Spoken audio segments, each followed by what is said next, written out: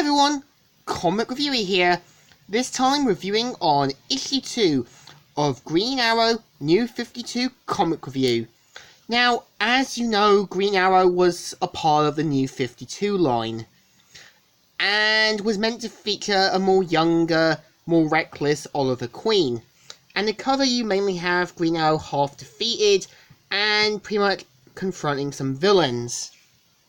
And the story starts off how one of the news people talk about the two twins, Lime and Light, and how they recently were at a nightclub and only to top up next in San Francisco, where they trashed a hotel. And they do say, now our sources have at Celebris have spotted this rebellious pair in Seattle, and our viewers want to know. And pretty much Oliver is pretty much confronting them, saying, seriously, why can't you just get drunk and explode yourself like all the other attention whores? And so pretty much Lime pretty much tries to blast Green Arrow, and even tries to blind him, and he says, as stupid, ever heard of sunglasses? Better not let her fall. And so he pretty much uses a rope to used her. So you've got Light trying to light up the power to basically try and take out Oliver, saying, you want nasty? I can do nasty. And pretty much takes out Light and says, bad news everyone, looks like no autographs tonight. And so you've got Oliver Queen and his friend Anthony playing basketball, and this kinda draws the attention of Anderson about his tardiness and everything else, and expects him to set a good example, and even points out how the board are thinking about removing him if any of this continues. And you can tell Anderson does care about Oliver Queen, and expects him to be a bit more responsible, and Oliver's trying to, live his life. So meanwhile, at the warehouse, we're introduced to a young kid named Alpha, who says, Rush, that video of yours, crashing that crowd in Pamnova, was kick ass and cool. I saw when you totally destroyed that casino in Reno. And so we're introduced to the character Rush and his henchmen, who have recruited Supercharger and his friends.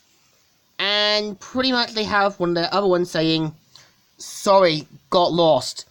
My navigator didn't have a listing for crappiest parts of Seattle. And so he has these kind of special cameras.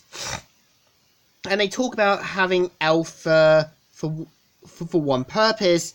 And they quickly kick the tar out of him. So Oliver and Naomi see some of the footage and know that this is them trying to draw attention to Oliver Queen. And Oliver knows that he's going to have to confront them. So Oliver's friend Jax has something for him, and it's meant to be a kind of like inflatable cushion thing to kind of protect him from the fall, from falls and everything else. And Jack says, of course, inflatable fabric was a must to ensure suffocation wouldn't be a concern.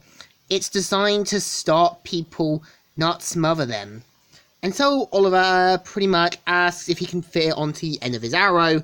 And this is kind of the thing that Oliver Queen had during the pre-crisis and post-crisis comics. His arrows always had a boxing glove, a shock arrow, and everything else.